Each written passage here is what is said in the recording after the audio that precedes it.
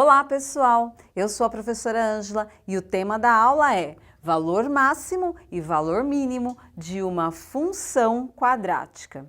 Ou então função do segundo grau, porque quando falamos função quadrática ou função do segundo grau. Mas o que é o valor máximo, o que é o valor mínimo de uma função quadrática? Quando nós temos uma função quadrática, ou seja, uma função do segundo grau, nós podemos representá-la graficamente por uma parábola. E esta parábola, ela pode ter a concavidade voltada para cima ou a concavidade voltada para baixo. E o que define isso? O A que acompanha o x ao quadrado. Se esse A for um número maior do que zero, esta concavidade ela é voltada para cima. Se o A, que é o número que acompanha o x ao quadrado, for menor do que zero, esta concavidade será voltada para baixo. E quando nós falamos em valor máximo e valor mínimo, vamos observar aqui este nosso exemplo. Nós temos aqui, olha, um carrinho de uma montanha russa.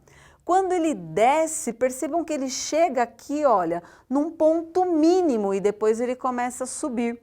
Então, esse momento que ele desce e começa a subir, nós vamos chamar de ponto mínimo ou valor mínimo de uma função. E este ponto mínimo ou valor mínimo tem um nome, que é o vértice, né? Este vértice nós podemos denominar ele com um valor para x e um valor para y, ou seja, por um par ordenado. Por quê? Porque ele vai ser um ponto. Este ponto mínimo aqui, para ele ser formado, ele tem um valor atribuído para o x, ou seja, um valor aqui no eixo x e um valor atribuído aqui no eixo y. E como que nós podemos calcular isso? O x do vértice pode ser calculado pela seguinte fórmula, menos b sobre 2a. E o y do vértice pode ser calculado pela seguinte fórmula, menos delta sobre 4a. Ao fazer esses cálculos, nós encontramos então, nesse caso, onde a nossa parábola tem a concavidade voltada para cima, nós vamos encontrar o valor mínimo da nossa função. Nesse outro exemplo, nós temos aqui, olha, uma criança e ela vai chutar a bola. Quando ela chuta a bola, essa bola, ela forma aqui, olha, uma concavidade, porque ela sobe até um ponto que é o ponto máximo. E deste ponto máximo, ela cai. Então, ela inverte o sentido, olha, ela estava subindo, chegou no ponto máximo e aí ela desceu. E aqui esse ponto máximo também recebe o nome de vértice, como no nosso primeiro exemplo. E este ponto aqui, ele é formado por um par ordenado, onde nós temos um x e um y. E como eu disse lá, para calcular este x, nós podemos utilizar a seguinte fórmula, menos b sobre 2a. E para nós calcularmos este y, nós podemos usar a seguinte fórmula, menos delta sobre 4a. Mas onde que nós podemos, além desses dois exemplos, utilizar estas fórmulas? E aí nós temos uma situação problema. E toda vez que nós tivermos uma situação problema, é muito importante verificar os dados que este problema nos traz e o que ele está perguntando. Então vamos à leitura. Após várias experiências em laboratório, observou-se que a concentração de certo antibiótico no sangue de cobaias varia de acordo com a função f de x igual a 12x menos 2x ao quadrado, em que x é o tempo decorrido em horas após a ingestão do antibiótico. Nessas condições, determine o tempo necessário para que o antibiótico atinja o nível máximo de concentração no sangue dessas cobaias. Quais são as informações que este problema aqui nos traz? Que nós temos aqui uma função do segundo grau. Por que do segundo grau? Porque eu tenho aqui f de x igual a 12x menos 2x ao quadrado. E ela representa a ação do antibiótico no sangue das cobaias. E aí o que nós podemos perceber aqui? Olha, muito cuidado, nem sempre o A que é o coeficiente que acompanha o x ao quadrado, está na frente, nem sempre. Olha onde ele está aqui, ele está depois. Se nós observarmos, qual é o coeficiente que está aqui na frente? O b, que acompanha o x. E quem acompanha o x ao quadrado, que é o a, que vai nos direcionar se a concavidade é voltada para cima ou para baixo, está aqui. E esse nosso a, ele tem valor de menos 2.